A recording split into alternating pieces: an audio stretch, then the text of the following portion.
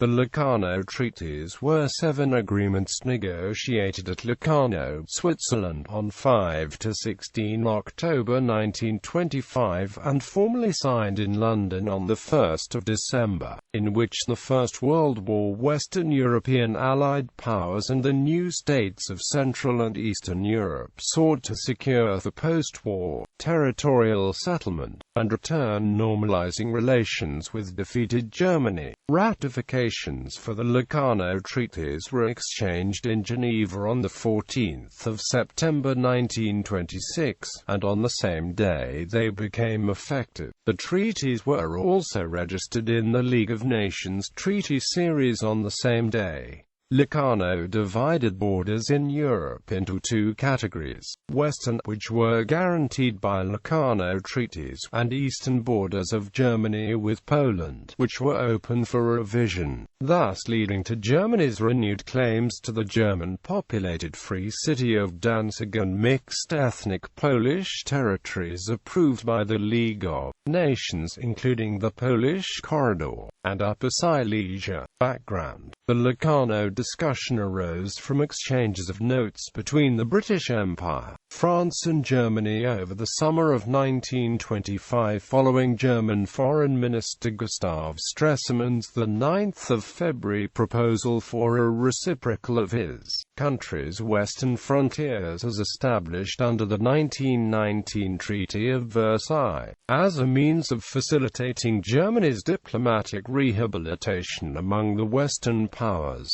At least one of the main reasons Britain promoted the Locarno Pact of 1925, besides to promote Franco-German reconciliation, was because of the understanding that if Franco-German relations improved, France would gradually abandon the cordon sanitaire, as the French alliance system in Eastern Europe was known between the wars. If France were to abandon its allies in Eastern Europe, the Poles and Czechoslovaks, having no great power to protect them from Germany, would be forced to adjust to German demands. In the British viewpoint, they would be expected to peacefully hand over the territories claimed by Germany, such as the Sudetenland, the Polish corridor, and the Free City of Danzig. In this way, promoting territorial revisionism in Eastern Europe in Germany's favor was one of the principal British objects of Locarno parties and agreement. The principal treaty concluded at Locarno was the Rhineland Pact between Germany, France, Belgium, the United Kingdom, and Italy. Germany formally recognized its new western borders acted by the Treaty of Versailles. Furthermore, the first 3 signatories undertook not to attack each other, with the latter 2 acting as guarantors. In the event of aggression by any of the first 3 states against another, all other parties were to assist the country under attack.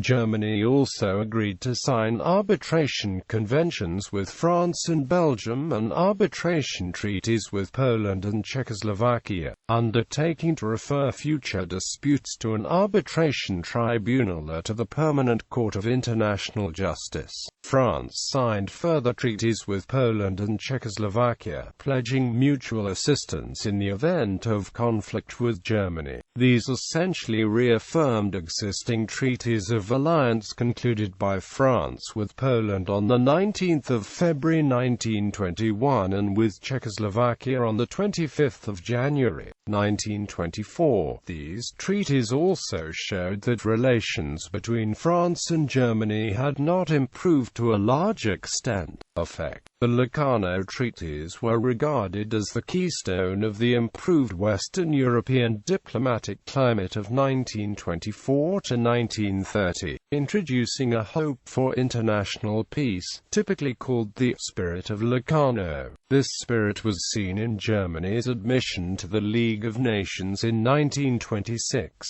the international organization established under the Versailles Treaty to promote world peace and cooperation, and in the subsequent withdrawal of Allied troops from Germany's western Rhineland. In contrast, in Poland, the public humiliation received by Poland Polish diplomats was one of the contributing factors to the fall of the Grabski cabinet. Locarno contributed to the worsening of the atmosphere between Poland and France, and introduced distrust between Poland and Western countries. Locarno divided borders in Europe in two categories: those guaranteed by Locarno, and others, which were free for revision. In the words of Joseph Beck, Germany was officially asked to attack the East in return for peace in the West. The failure at Locarno may be also one of the contributory factors in the decision of Joseph Pilsudski to return to power in Poland. With regard to Locarno, Pilsudski would say that every honest Pole spits when he hears this word.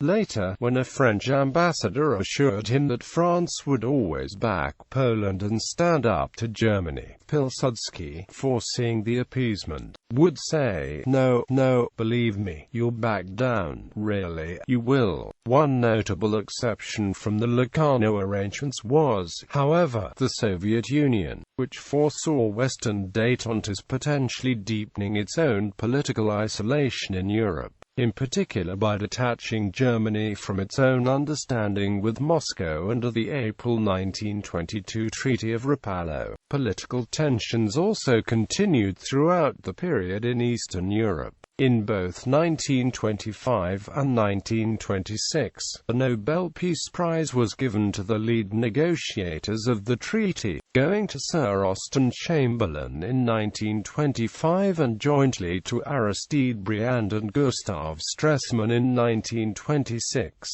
In 1930, after the death of Stresemann the year before, German politics became less cooperative again. In 1933, Adolf Hitler came to power. His practice was to conduct bilateral, not in multilateral, negotiations. Proposals in 1934 for an Eastern Locarno Pact securing Germany's eastern frontiers founded on German opposition and on Poland's insistence that its eastern borders should be covered by a Western guarantee of her borders. The Locarno Treaty was heavily undermined by the Franco-Soviet Treaty of Mutual Assistance on 2 May 1935, which the German government claimed was a violation of its spirit. Germany formally repudiated its Locarno undertakings by sending troops into the demilitarized Rhineland on 7 March 1936. The treaty was, in some ways, a bluff by Austen Chamberlain. He announced publicly that Britain's defensive frontier was no longer the English Channel but on the Rhine. However, British chiefs of staff privately informed him that Britain did not have sufficient military power to back up the treaty.